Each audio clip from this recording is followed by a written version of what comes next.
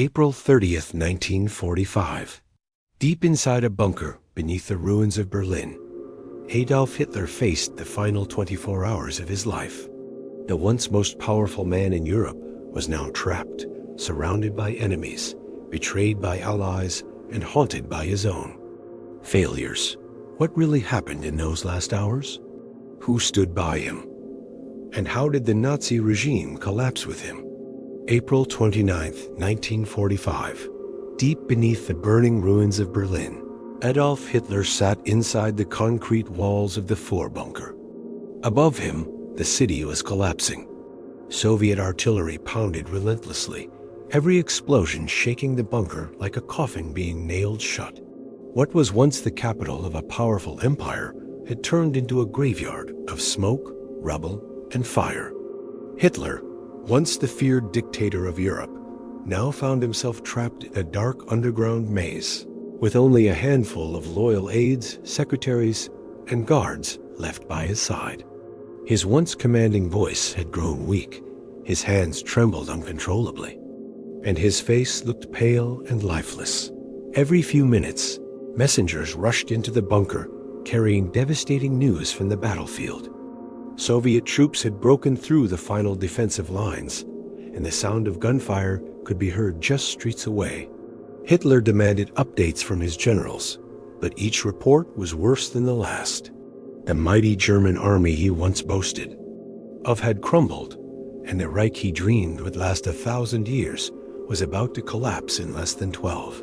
Inside the bunker, the atmosphere was heavy with fear, silence, and the smell of damp concrete. Generals tried to reason with him, suggesting escape or surrender, but Hitler refused to leave Berlin. His pride would not allow him to be captured alive. To him, the city and his fate were now the same. If Berlin fell, so would he.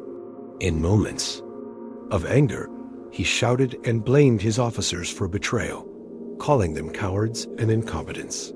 At other times, he sat in silence, staring blankly, as if already accepting that the end had come.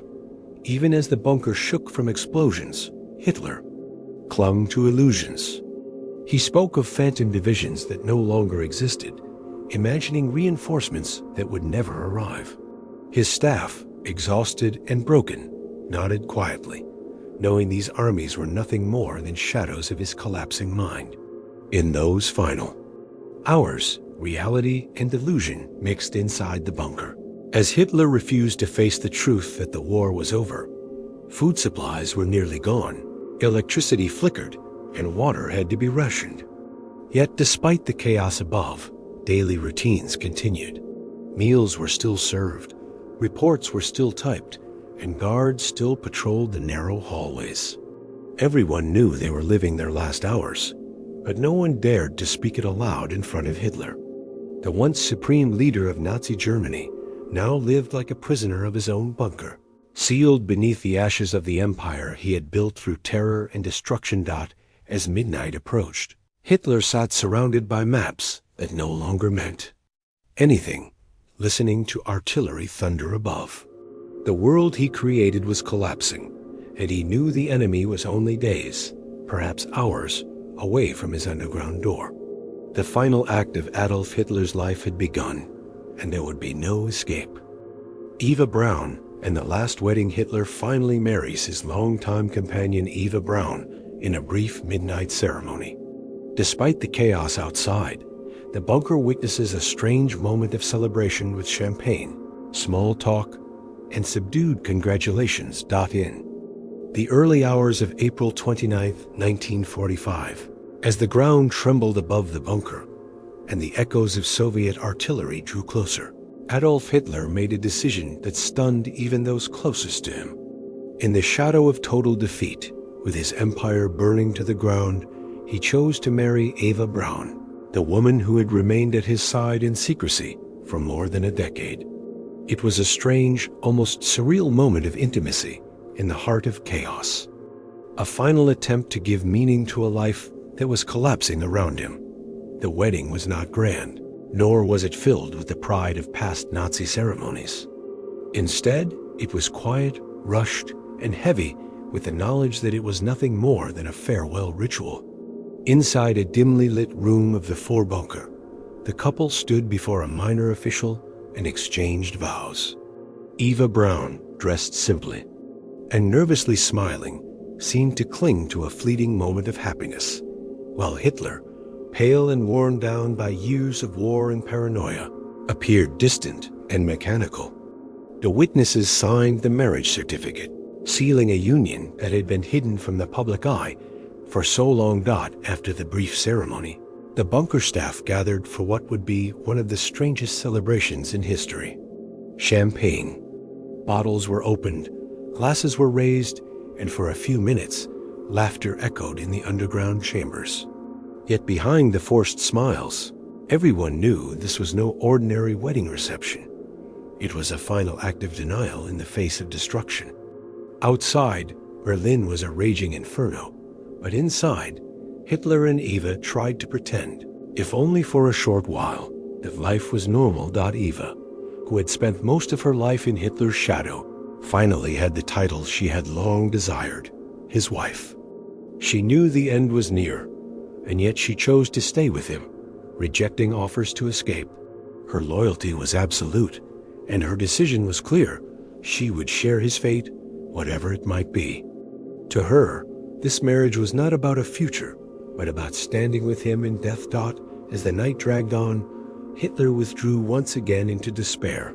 He dictated his last will and testament, pouring blame onto his generals, condemning those he believed had betrayed him, and insisting that history would one day understand him.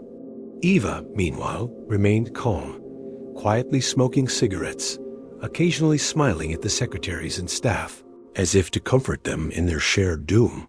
The bunker, filled with echoes of celebration and whispers of fear, became the stage for a bizarre final performance.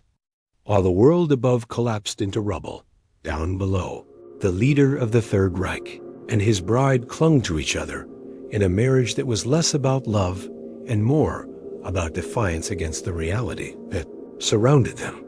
It was the last, fragile moment of intimacy before the inevitable end, the final dance before the silence of death. Farewell to the inner circle. Hitler dictates his final political testament, blaming others for Germany's downfall. He bids farewell to his generals, secretaries, and staff, leaving them with strict instructions. The atmosphere is tense, filled with fear, loyalty, and despair. The hours after Hitler's marriage were filled not with joy, but with grim farewells.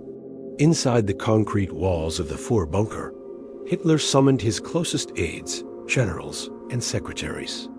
The end was inevitable, and he knew it. What remained now was to leave behind his final words, his last attempt to control the narrative of history, even as his empire crumbled into dust, seated at his desk, surrounded by maps that no longer mattered. Hitler dictated his political testament. His tone was cold, detached, and filled with bitterness. He refused to accept responsibility for the destruction of Germany, instead placing blame on his generals, his officers, and even the German people for what he considered their weakness. Every sentence was laced with anger and denial, a desperate attempt to rewrite failure as betrayal. His secretaries typed feverishly, their fingers trembling as the walls shook from Soviet bombardment just meters above them. When the document was complete, he signed it with a shaky hand. Those who were present understood the significance. It was not the will of a victorious leader, but the final confession of a man who had lost everything. He ordered his aides to ensure it would reach the outside world, hoping his words would survive, even if he did not. Then came the farewells. One by one, members of his inner circle entered the room to say goodbye. The atmosphere was heavy, almost ceremonial, as if each man knew he was speaking to a ghost. Some offered loyalty until the very end, swearing they would continue fighting, even after his death. Others stood in silence, unable to find the words. Hitler, visibly weakened, shook hands stiffly, his eyes sunken and distant. It was the end of the myth the collapse of the image he had carefully built for decades. Among the staff, emotions were divided. Some were deeply loyal, unable to imagine life without him. Others were terrified, clinging only to the hope of survival.